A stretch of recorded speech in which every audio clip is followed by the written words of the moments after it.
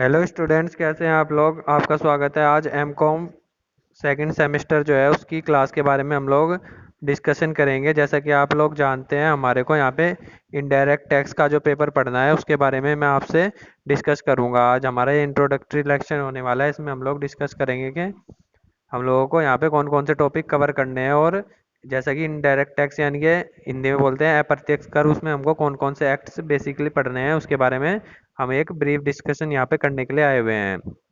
तो जैसा कि आप लोग देख सकते हैं, मैं इस बुक से आपको पढ़ाऊंगा। इसका एक पीडीएफ मैंने जनरेट कर दिया है।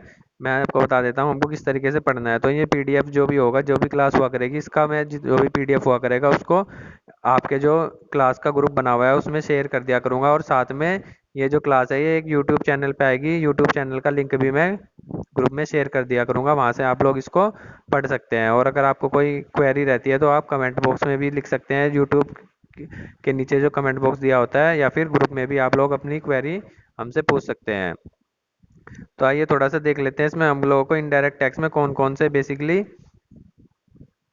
एक्ट्स पढ़ने हैं। तो जैसा कि आप लोग जानते हैं, इसको हमें मेनली इसमें दो एक्ट्स पढ़ने हैं। एक तो पढ़ना है GST acts, goods and service tax, और दूसरा कस्टम एक्ट भी हमको पढ़ना है। तो ये दो एक्ट हम लोगों को यहाँ पर कवर करने हैं। तो सबसे पहले हम लोग कंटेंट या इंडेक्स की बात करेंगे, और फिर मैं आपको जीएसटी की थोड़ी सी ब्रीफ डिस्कशन करूँगा कि ये क्यों आया, क्यों गवर्नमेंट को इसको इंट्रोड्यूस करने की ज़रूरत पड़ी, क्या शॉर्टकमिंग्स थी पहले वाले एक्ट में, और जीएसटी आने से पहले हमारे पास कौन कौन से एक्ट्स हुआ करते थे, इसके बारे में भी थोड़ा सा डिस्कशन करेंगे ताकि आपको आइडिया हो जाए कि इसकी रिक्वायरमेंट जो करंट टाइम चल रहा है उसमें क्या है, और इससे बिजनेस को फ़ायदा हुआ है या नुकसान हुआ है, बेसिकली ये सब बातें। तो जैसा कि आप लोग जानते हैं, अगर हम एम कॉम के सिलेबस की बात करें तो मैं कल ऑफिशियल सिलेबस भी आपको पीडीएफ से दिखा दूंगा यहाँ पर। लेकिन जो अभी इंडेक्स में हम लोग सिलेबस देख रहे हैं, ये सेम सिलेबस है जो आपकी यूनिवर्सिटी का जो सिलेबस है उसमें दिया हुआ है। तो हम देख लेते हैं, यहाँ पे 5 पार्ट्स में हम लोगों को ये अपना जीएसटी एक्ट कवर करना है। तो सबसे पहले जो यहाँ पे पार्ट आएगा वो इंट्रोडक्शन का आएगा। यानी कि इंट्रोडक्शन का मतलब होता है इसका परिचय, के इसको क्यों लगाने की जरूरत पड़ी, इसमें कौन कौन से टैक्स को मर्ज किया गया है जो पहले हुआ करते थे इसके स्थान पे, और बाकी सारी चीज़ें हम लोग यहाँ पे इंट्रोडक्शन में देखने वाले हैं। जैसे कि देख सकते हैं यहाँ पे constitutional framework of indirect tax for before GST. Constitutional framework का मतलब होता है कि संविधान में पहले क्या प्रोविजंस बनाए गए थे इनडायरेक्ट टैक्स या अप्रत्यक्ष कर को लेके जीएसटी के आने से पहले। इसी तरीके से goods and service tax rational for GST structure का मतलब होता है कि इसको लगाना कितना फायदेमंद है या इसकी कितनी आवश्यकता है, उसके बारे में हम लोग बात करते हैं। फिर एक जीएसटी काउंसिल इन्होंने बना रखी है। हमारी जो जीएसटी एक्ट 2017 है बेसिकली जो हम पढ़ने वाले हैं, उसमें जीएसटी काउंसिल बना रखी है, जिसमें कुछ मेंबर्स हैं और कुछ उसके चेयरमैन है, वो उसको हेड करते हैं। इसके अलावा दूसरे पार्ट में हम लोगों को जो पढ़ना है वो levy and collection of GST. Levy का मतलब होता है लगाना, और कलेक्शन का मतलब होता है उसको इकट्ठा करना। तो किस तरीके से जीएसटी लगाया जाएगा और किस तरीके से उसको इकट्ठा कराया जाएगा, इसके सारे प्रोविजंस हम लोगों को इन 9 टॉपिक्स में कवर करने पड़ेंगे, तब हमारा लीवे एंड कलेक्शन वाला पार्ट पूरा होगा। इसके अलावा जो तीसरे पार्ट में हम पढ़ेंगे, एक टर्म आती है आईटीसी, जिसका फुल फॉर्म है इनपुट टैक्स क्रेडिट। इसके बारे में हम लोग पढ़ेंगे कि ये क्या फंडा है इनपुट टैक्स क्रेडिट का, और ये क्यों एक इम्पोर्टेंट रोल प्ले करता है, खासकर इनडायरेक्ट टैक्सेस में इम्पोर्टेंट रोल प्ले करता है। क्योंकि आप लोग सब लोग डायरेक्ट टैक्स पढ़ के आए हैं, इनकम टैक्स, तो वहाँ पे आपने इनपुट टैक्स क्रेडिट जैसा कोई भी कॉन्सेप्ट नहीं देखा होगा। लेकिन जब हम जीएसटी की बात करेंगे तो हमको लगातार इसको देखना पड़ेगा, और ये एक इम्पोर्टेंट क्राइटेरिया है जीएसटी की सफलता के लिए। अगर आपका इनपुट टैक्स क्रेडिट्स आपको टाइम पे नहीं मिलते हैं तो एक बिजनेसमैन के लिए बहुत दिक्कत आती है, और उसको अपने बिजनेस को रन करने में परेशानी उठानी पड़ती है। इसमें लिए तमाम यहाँ पर अमेंडमेंट्स आपको देखने को मिलती रहती है आईटीसी के रिगार्डिंग जीएसटी में। फोर्थ पार्ट की अगर हम बात करें तो फोर्थ पार्ट में हम लोग पढ़ने वाले हैं रजिस्ट्रेशन एंड असेसमेंट प्रोसीजर। मतलब अगर कोई बंदा जीएसटी में रजिस्ट्रेशन कराना चाहता है तो वो किस तरीके से करा सकता है, और असेसमेंट का मतलब होता है कि उसकी जो टैक्सेस निकलने हैं उनका असेसमेंट किस तरीके से किया जाएगा। तो हम लोग आपको जीएसटी का एक लाइव डेमो भी दिखा देंगे कि किस तरीके से आप लोग वेबसाइट पे जाके जीएसटी का रजिस्ट्रेशन कर सकते हैं। क्योंकि बेसिकली इसकी वेबसाइट होती है GST.gov.in। इस वाली वेबसाइट पे अगर आप जाएंगे तो आपको पूरी प्रक्रिया वहाँ पे देखने को मिलती है, किस तरीके से आप जीएसटी रजिस्ट्रेशन कर सकते हैं। तो वो भी हम लोग आपको दिखा देंगे, उसमें कोई दिक्कत नहीं है। आगे देख सकते हैं इसमें क्या क्या चीज़ें हम लोगों को, रजिस्ट्रेशन, इसके अलावा invoice and debit and credit note के बारे में पढ़ना है हम लोगों को। जीएसटी रिटर्न्स कौन कौन सी जाती हैं उसके बारे में पढ़ना है। तो बेसिकली मैं बता देता हूँ आपको रिटर्न्स के बारे में थोड़ा सा।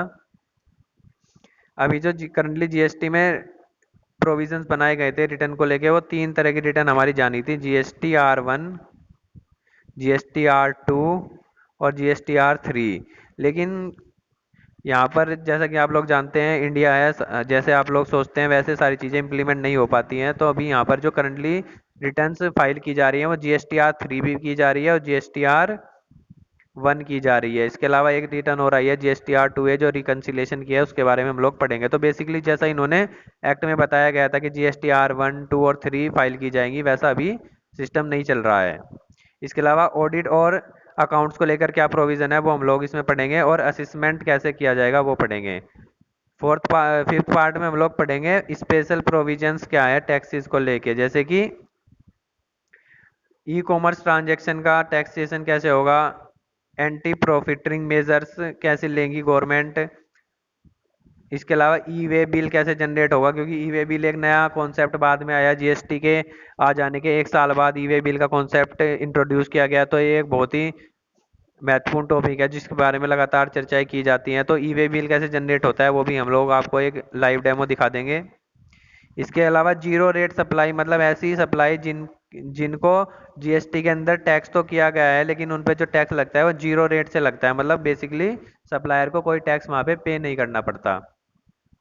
ऑफेंसेस एंड पेनल्टी, मतलब अगर आप कोई ऐसी कार्य करते हो जो जीएसटी एक्ट के खिलाफ है तो आपको कौन कौन सी पेनल्टीज वहाँ पर लगाई जाएंगी उसके बारे में। अपील एंड रिवीजन, यानी कि यदि आप किसी, जो आपका असेसमेंट ऑफिसर होगा, यदि आप उसके किसी एक्ट से सहमत नहीं रखते हो तो आप उसके खिलाफ कहाँ पे रिवीजन अपील कर सकते हैं, और किस तरीके से आपकी जो लाइबिलिटी है उसमें रिवीजन हो सकता है, उसके बारे में आप पढ़ेंगे।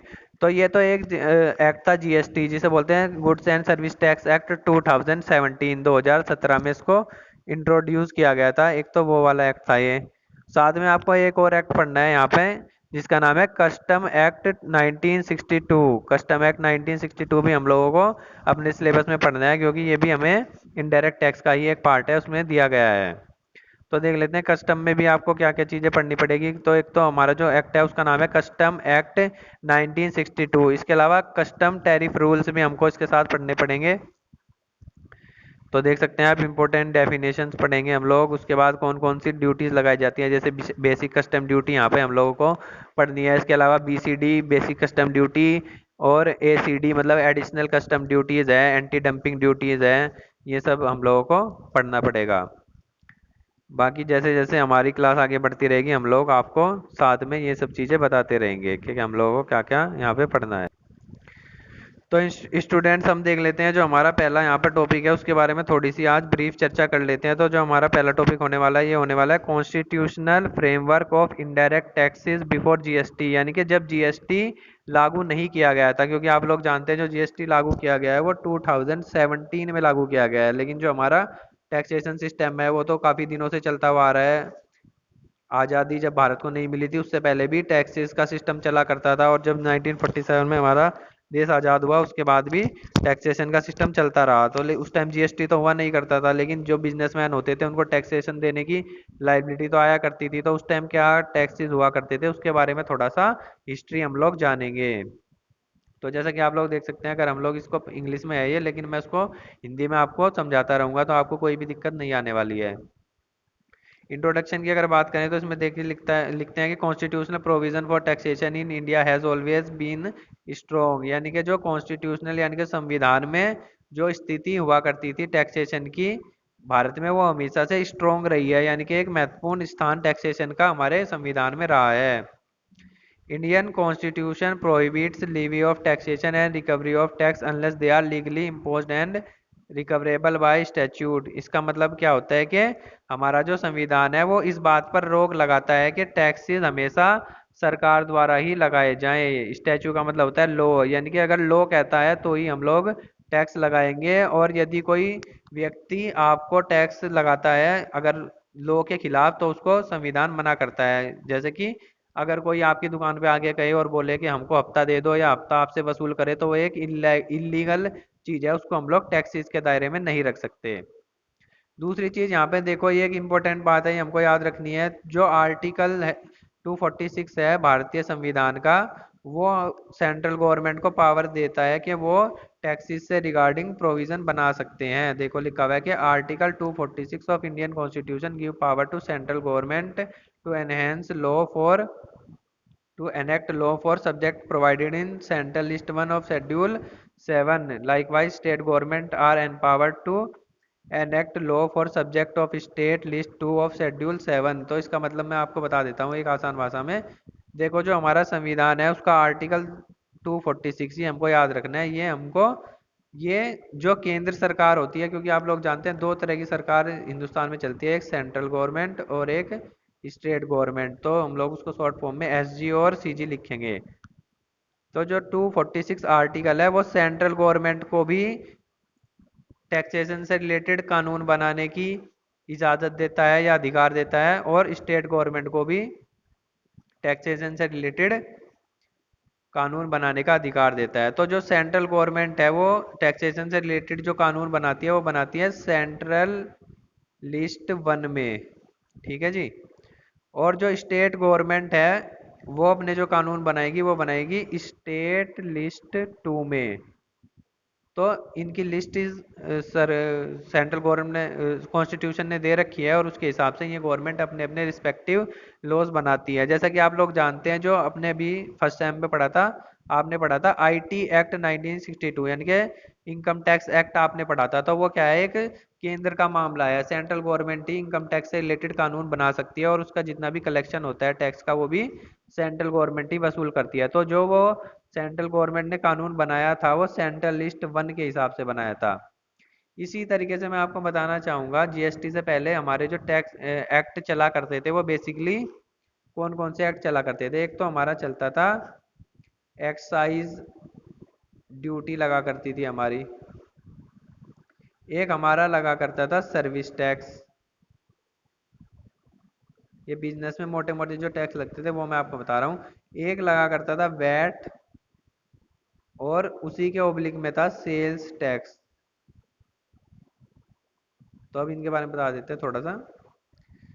जो एक्साइज ड्यूटी हुआ करती थी और सर्विस टैक्स हुआ करता था, उसको जो लगाती थी उसको लगाती थी सेंट्रल गवर्नमेंट, ठीक है जी। और उसका पूरा पूरा कलेक्शन भी सेंट्रल गवर्नमेंट के पास जाया करता था।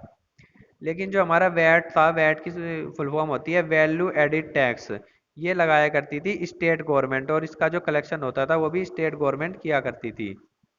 तो जो स्टेट गवर्नमेंट के मैटर थे वो वैट को लेकर थे, तो वैट को लेकर वो कानून बनाया करती थी। अब नीचे यहाँ पे देख सकते हैं इन्होंने कौन कौन से एक्ट यहाँ पे देख सकते हैं। जो मैंने अभी बात बताई थी वही बताया हुआ है कि कौन कौन सी गवर्नमेंट कौन से एक्ट बना सकती है। जैसे एक्साइज ड्यूटी जो है वो सेंट्रल गवर्नमेंट का मैटर था, तो सेंट्रल लिस्ट में आता था। देख सकते हैं आप, एंट्री नंबर 84 में आया करता था सेंट्रल लिस्ट के। इसी तरीके से जो कस्टम ड्यूटी है वो भी एक सेंट्रल गवर्नमेंट का मैटर था, उसके ऊपर भी केंद्र सरकार कानून बनाती है, और केंद्र सरकार ही उससे होने वाले कर को अपने पास रखती है। तो ये भी सेंट्रल लिस्ट का मैटर हुआ करता था कस्टम ड्यूटी। इसी तरीके से हमने अभी सर्विस टैक्स की बात करी थी, तो सर्विस टैक्स भी सेंट्रल लिस्ट का मैटर हुआ करता था। और साथ में मैंने आपको बताया था कि हम लोग वैट और सेल टैक्स भी लगाया करते थे। तो जो वैट होता था वो होता था value added tax, state list का मैटर। लेकिन जो सेल टैक्स होता था, सेल टैक्स बेसिकली क्या होता था, इसको सीएसटी भी बोलते थे। इसका दूसरा जो नाम होता था वो सीएसटी होता था, सेंट्रल सेल टैक्स। यानी कि थोड़ा सा बता देता हूँ, देखो यदि आप यूपी में रहते हो, सेलर हो आप, और आप यूपी में रहते हो और आप माल बेच रहे हो, तो जो आपका जो परचेजर है अगर वो भी यूपी में रहता है, तो ये क्या है, इसको बोलते हैं इंटर स्टेट ट्रांजेक्शन। यानी कि दोनों जो हैं सेलर और परचेजर एक ही राज्य में रहते हैं, तो इंटर स्टेट बोलते हैं इसको। तो इस पे जो टैक्स लगा करता था वो वैट लगा करता था, और इसका जो पूरा कलेक्शन हुआ करता था वो कौन करता था, आपकी जो रिस्पेक्टिव गवर्नमेंट होती थी, यानी कि यूपी गवर्नमेंट वो करती थी।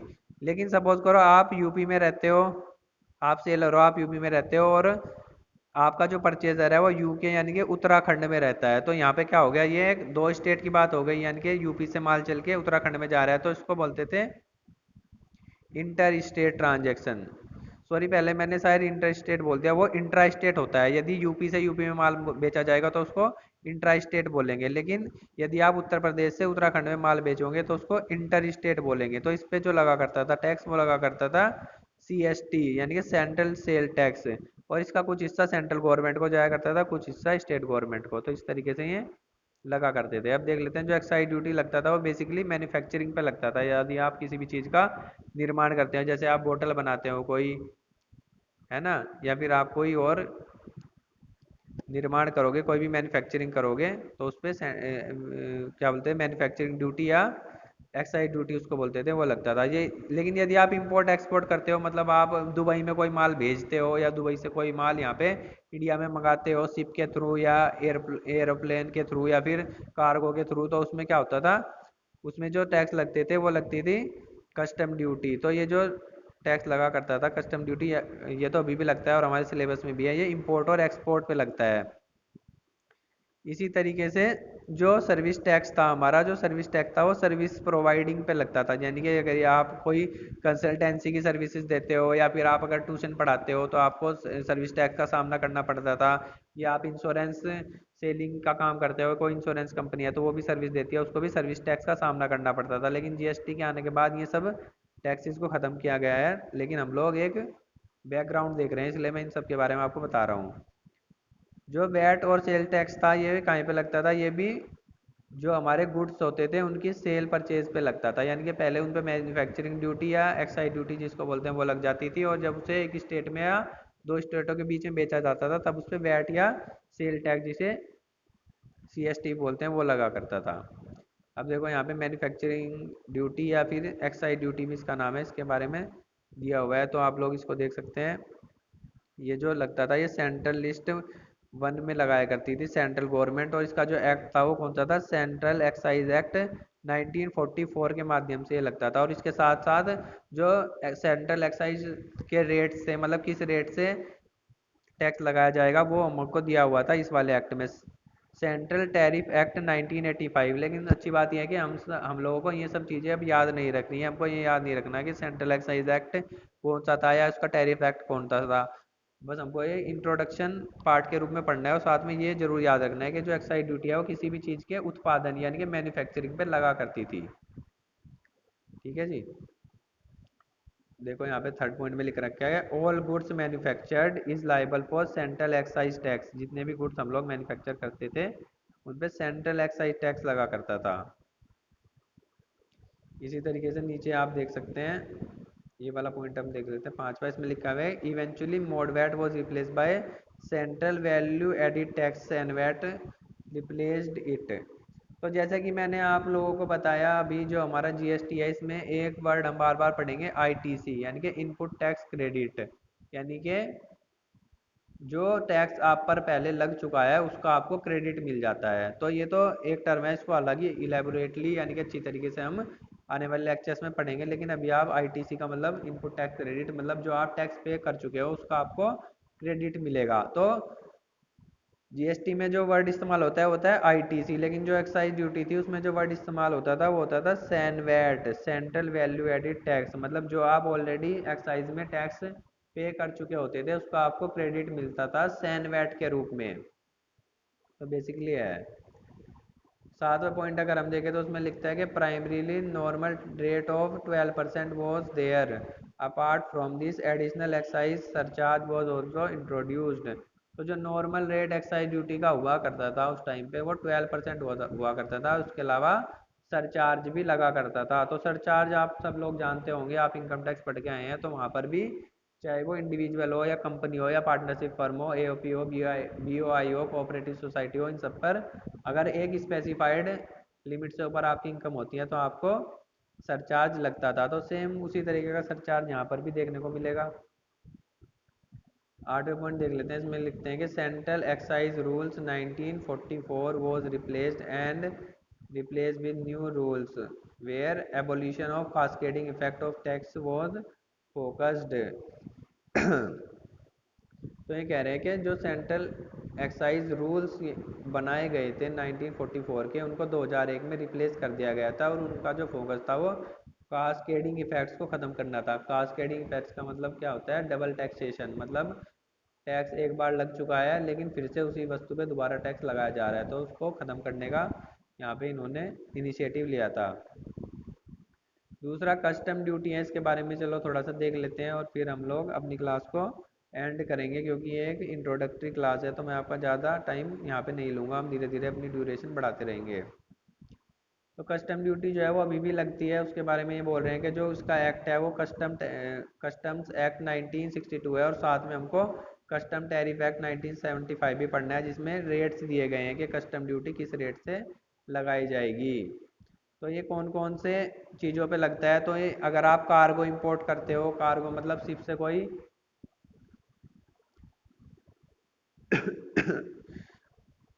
गुड्स आप इंपोर्ट करते हो, बैगेज इंपोर्ट करते हो, पोस्टेज और शिपिंग पर ये एक्ट लगता है। इसके अलावा all the agencies and machinery of export and import were regulated by custom act, मतलब जितनी भी एजेंसीज है, मतलब जितने ऑफिसर्स होंगे कस्टम के या इसके वेयर हाउसेज होंगे, इन सब पे इनको जो गवर्न करेगा, इनके ऊपर जो लागू, इनको कंट्रोल करेगा, वो कस्टम एक्ट 1962 करेगा। ये किस लिस्ट या किस आर्टिकल के किस लिस्ट के हिसाब से लगाया गया है वो देख लेते हैं। तो एंट्री नंबर 83 के हिसाब से लगाया गया है सेंट्रल लिस्ट 1 के, जिसका शेड्यूल है 7, तो ये आपको याद रखना है। जो रेट्स की बात करते हैं तो कह रहे हैं कि कस्टम टैरिफ एक्ट 1975 में हम लोगों को इसके रेट्स पढ़ने हैं कि जो कस्टम ड्यूटी लगाई जाएगी वो किस रेट से लगाई जाएगी, क्योंकि हर आइटम पे जो कस्टम ड्यूटी है वो अलग अलग लगाई जाएगी। अगर आप इंपोर्ट करते हैं तो आपकी ड्यूटी कुछ और होगी, अगर आप एक्सपोर्ट करते हैं तो आपको कुछ किसी और रेट से ड्यूटी लगाई जाएगी। तो हम लोग आने वाले टाइम में देखेंगे। आगे देखते हैं, इसमें लिखते हैं कि custom duty was imposed on the basis of value of item and specially announce rates और बोथ। तो वैल्यू ऑफ आइटम का मतलब है कि अगर आपका 10 लाख रुपए का अपने आप कोई आइटम इंपोर्ट किया है तो आप पे किसी और रेट से ड्यूटी लगेगी, 1 लाख का किया है तो किसी और रेट से लगेगी। और अगर कुछ स्पेशल रेट्स यहाँ पे कस्टम टैरिफ एक्ट 1975 में दिए गए हैं तो उसके हिसाब से लगेगी, या फिर दोनों वैल्यू और रेट के हिसाब से लग सकती है। आखिरी पॉइंट देख लेते हैं। कस्टम ड्यूटी और additional duty were imposed as per the act, जो हमारा एक्ट होगा उसके हिसाब से कस्टम ड्यूटी या एडिशनल ड्यूटी लगाई जाएगी।